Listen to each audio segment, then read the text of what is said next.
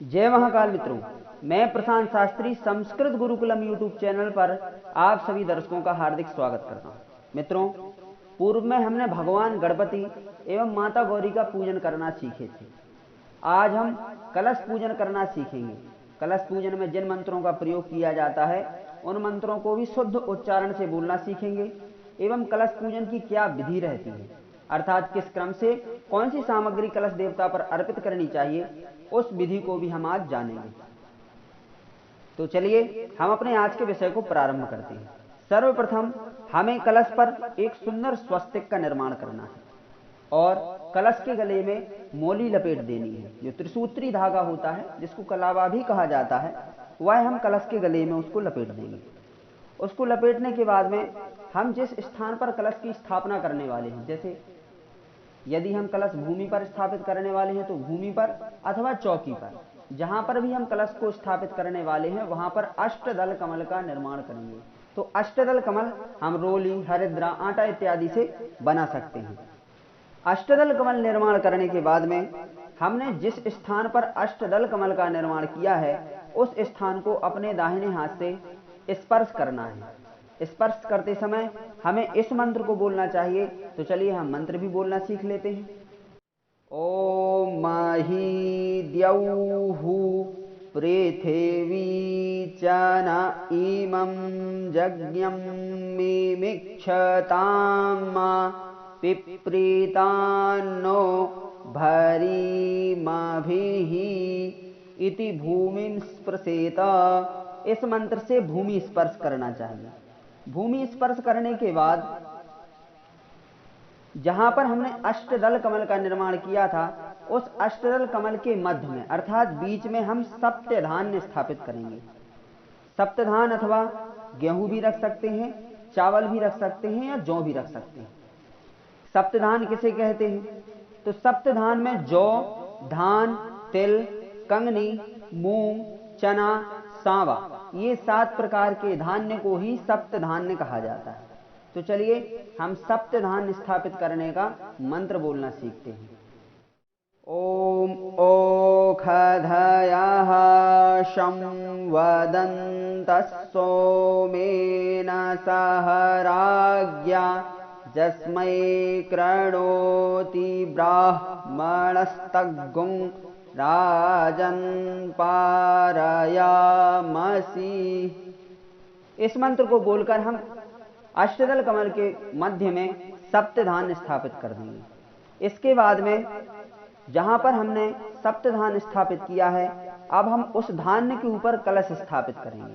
तो चलिए हम कलश स्थापित करने का मंत्र सीखते हैं। ओम आजिघ्र कलशं मह्यात्वा बेसन्त्विन्दवः पुनरूर्जा निवर्तस्वसानः सहस्रं धुक्ष्वोरुधारा पयस्वती पुनर्मा बेसताद्रयेः इति सप्तधान्योपरि कलशं स्थापयेत। इस मंत्र को बोल करके और सप्तधान्य के ऊपर कलश की स्थापना कर देनी चाहिए। सप्तधान्य पर कलश स्थापित करने के बाद कलश में जल भरना चाहिए। तो चलिए हम कलश में जल भरने का मंत्र सीख लेते हैं। ओम वरुणस्योत्तम्भनमासि वरुणस्य स्कम्भ सर्जनीस्थो वरुणस्य रीतासदन्यसि वरुणस्य रेतासदनमासि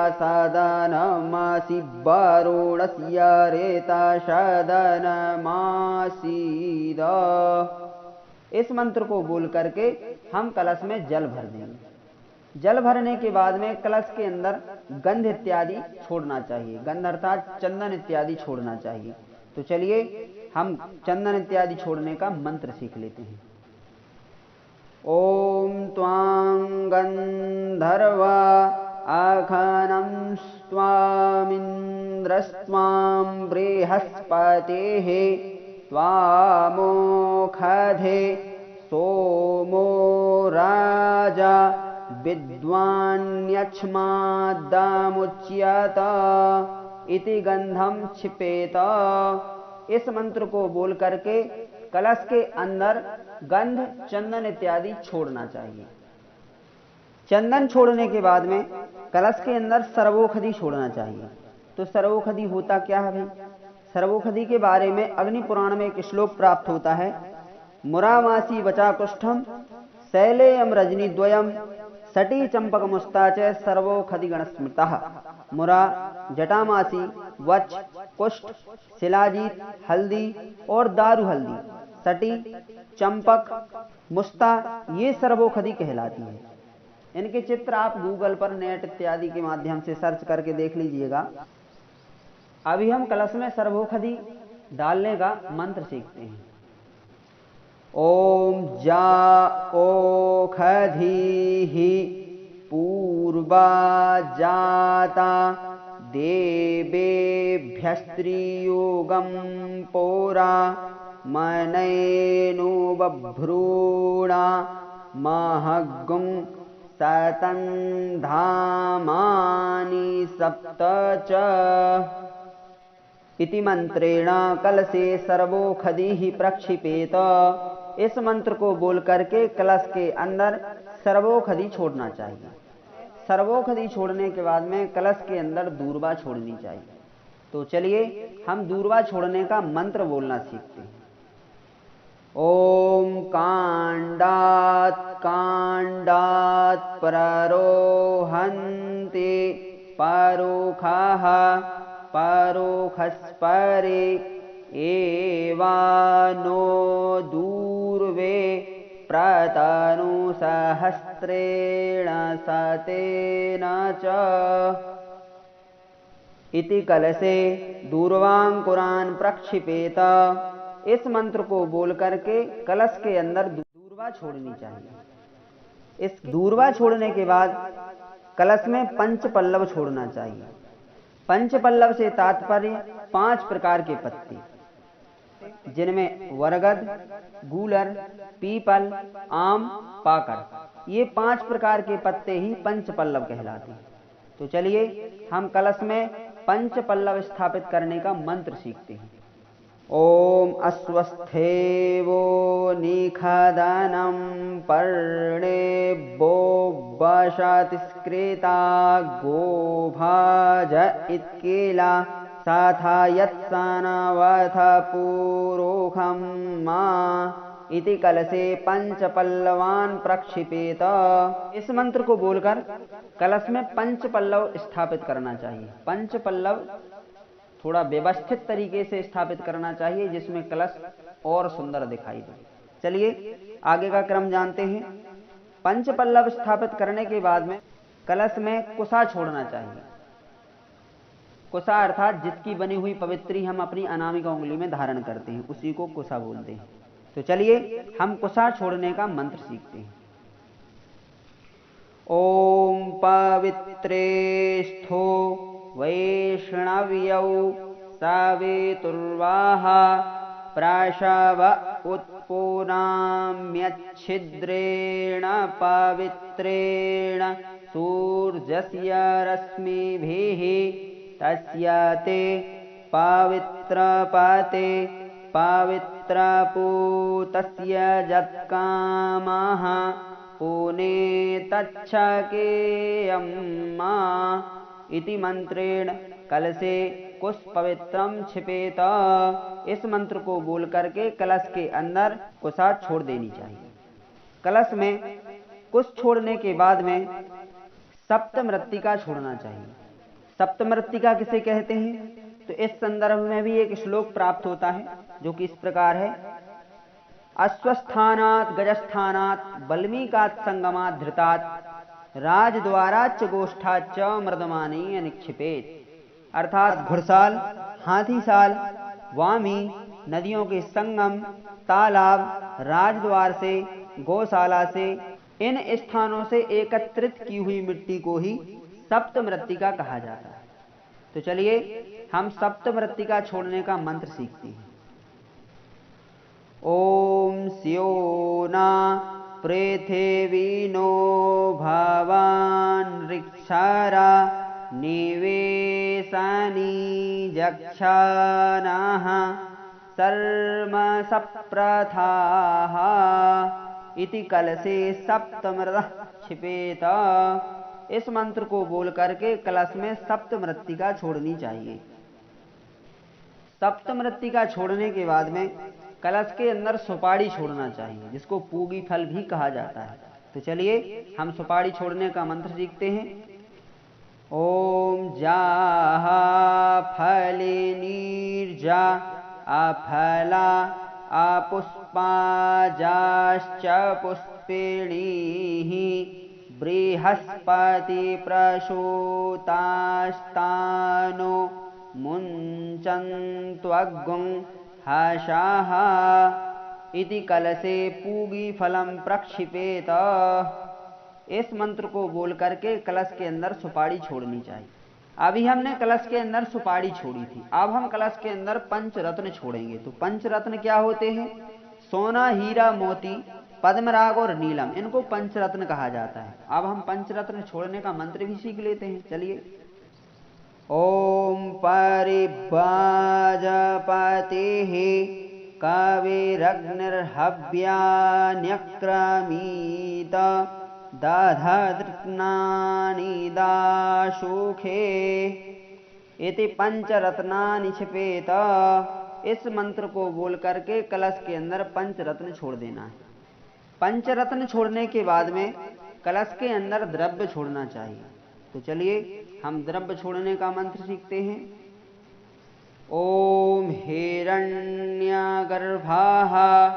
समवर्तताग्रे भूतस्य जाताः पतिरेक आसीत सदा धार पृथिवीं द्यामुते मां कस्मै देवाय हविखाविधेम।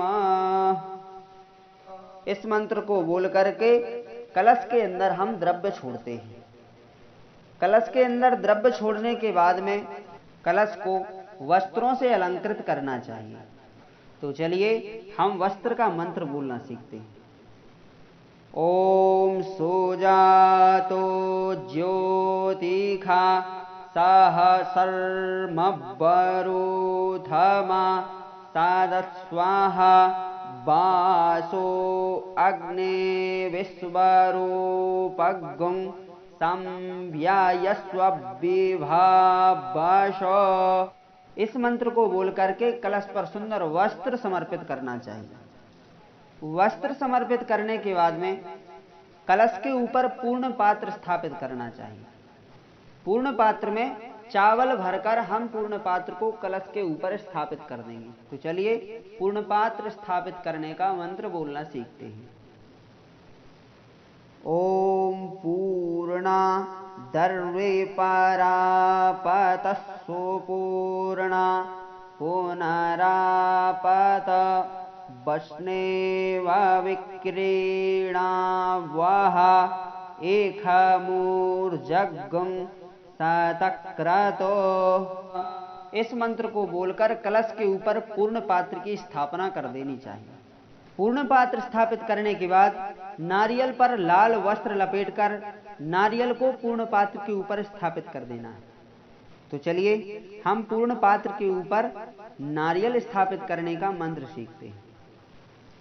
ओम जाहा फलिनीर्जा अफला अपुष्पा जाश्च पुष्पिणीः बृहस्पति प्रसूतास्तानो मुञ्चन्त्वग्गुं हषः।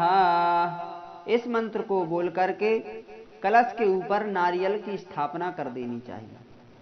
कलश पर नारियल स्थापित करने के बाद में कलश में वरुण का ध्यान एवं आवाहन करना चाहिए। ध्यान एवं आवाहन करते समय हमें अपने दाहिने हाथ में अक्षत एवं पुष्प रखना है। चलिए हम ध्यान एवं आवाहन का मंत्र सीखते हैं। ओम तत्त्वाजामि ब्रह्मणा वन्दमानस्तदा सास्ते जजमानो हविर्भिः आहेडमानो वरुणे हवोद्युरुषग्गुं सामान आयोः प्रमुखीः। अस्मिन् कलशे वरुणं सांगं सपरिवारं सायुधं सशक्तिकमावाहयामि। ओम भूर्भुवः स्वः भो वरुण इहागच्छ इह तिष्ठ स्थापयामि पूजयामि मां पूजां गृहाण। ओम अपां पतये वरुणाय नमः। इतना बोल करके जो हमने अक्षत एवं पुष्प रखे थे वह हम कलश के ऊपर छोड़ देंगे। फिर अपने हाथ में पुनः अक्षत एवं पुष्प लेकर के चारों वेदों का एवं अन्य देवी देवताओं का आवाहन करें। तो चलिए कलश में देवी देवताओं के आवाहन का मंत्र सीखते हैं। कलशस्य मुखे विष्णुः कंठे रुद्रः समाश्रितः मूले त्वस्य स्थितो ब्रह्मा मध्ये मातृगणाः स्मृताः कुक्षौ तु सागराः सर्वे सप्तद्वीपा वसुन्धरा ऋग्वेदोऽथ यजुर्वेदः सामवेदो ह्यथर्वणः अंगैश्च सहिताः सर्वे कलशन्तु समाश्रिताः अत्र गायत्री सावित्री शान्तिः पुष्टिकरी तथा आयान्तु देवपूजार्थं दुरितक्षयकारकाः गंगे च यमुने चैव गोदावरी सरस्वती नर्मदे सिन्धु कावेरी जलेऽस्मिन् सन्निधिं कुरु सर्वे समुद्राः सरितस्तीर्थानि जलदा नदाः आयान्तु मम शान्त्यर्थं दुरितक्षयकारकाः। इस तरह जलाधिपति वरुण देव तथा वेदों तीर्थों नदियों सागरों देवियों एवं देवताओं के आवाहन के बाद हाथ में अक्षत एवं पुष्प लेकर कलश की प्रतिष्ठा करनी चाहिए। तो चलिए हम प्रतिष्ठा का मंत्र बोलना सीखते हैं। ओम मनो ज्योतिर्जोखता माज्यस्य बृहस्पतिर्जज्ञामीमं तनो त्वरिष्ठन् जज्ञगुं सामीमं दधातु विश्वे देवास इह मादयन्तामों प्रतिष्ठा। कलशे वरुणाद्यावाहित देवताः सुप्रतिष्ठिता वरदा भवन्तु। ओम वरुणाद्यावाहित देवताभ्यो नमः। इस मंत्र को बोलकर प्रतिष्ठा के लिए हम अक्षत एवं पुष्प जो लिए थे वह हम कलश के ऊपर छोड़ देंगे। प्रतिष्ठा करने के बाद में पाद्य अर्घ्य इत्यादि समर्पित करना चाहिए। तो ये सब चीज हम पूर्व में ही गणपति पूजन में ही बता चुके हैं। इन मंत्रों को भी हम सिखा चुके हैं और इन क्रियाओं को भी हम बता चुके हैं। तो प्रतिष्ठा के बाद का जो क्रम रहता है सामान्य रूप से सभी पूजन का एक ही रहता है। ये सब आप भगवान गणपति एवं माता गौरी के पूजन को देख करके सीख लीजिएगा। अब एक बात और रह गई कि सभी देवी देवताओं की प्रार्थना अलग अलग होती है। तो चलिए हम प्रार्थना और सीख लेते हैं। कलश देवता से हमें किस प्रकार किन मंत्रों को बोल करके प्रार्थना करनी है। तो चलिए कलश प्रार्थना मंत्रः। देवदानव संवादे मध्यमाने महोदधौ उत्पन्नोऽसि तदा कुंभ विधृतो विष्णुना स्वयं त्वत्तो ये सर्वतीर्थानि देवाः सर्वे त्वयि स्थिताः त्वयि तिष्ठन्ति भूतानि त्वयि प्राणाः प्रतिष्ठिताः शिवः स्वयं त्वमेवासि विष्णुस्त्वं च प्रजापतिः आदित्या वशवो रुद्रा विश्वे देवाः सपैत्रिकाः त्वयि तिष्ठन्ति सर्वेऽपि यतः कामफलप्रदाः त्वत्प्रसादादिमां पूजां कर्तुमीहे जलोद्भव सान्निध्यं कुरु मे देव प्रसन्नो भव सर्वदा। नमो नमस्ते स्फटिकाप्रभाय सुश्वेतहाराय सुमङ्गलाय सुपाशहस्ताय जसासनाय जलाधिनाथाय नमो नमस्ते। ओम अपां पतये वरुणाय नमः। ओम वरुणाद्यावाहिदेवताभ्यो नमः। प्रार्थना पूर्वक नमस्कारान् समर्पयामि। इन मंत्रों को बोल करके भगवान वरुण से प्रार्थना कर लेनी चाहिए और नमस्कार कर लेना चाहिए।